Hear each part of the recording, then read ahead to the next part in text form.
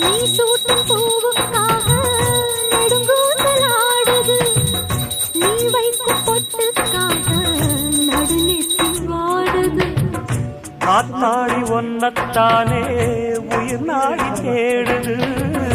காவேரி எங்கே போகும் கடல் வந்து கூடுது. அந்திப் பொழுதில் தென்னங்கிளையில் தென்றல் கூத்தாட மையை எழுதி மஞ்சள் குருவி கையை கோத்தாட அடங்காத ஆசை கொண்டு நானும் போராட. உனக்கென பிறந்தவ ரெக்க கட்டி பறந்தவ இவதான். எனவிட உனக்கு பிடிச்சவ எவதான்.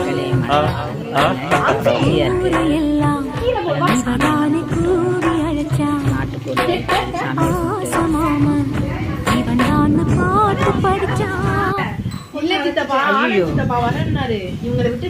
மக்களே காத்து எப்படி அடிக்குது பாருங்க, சும்மா வேற லெவல்ல புயல் காத்து வருமே.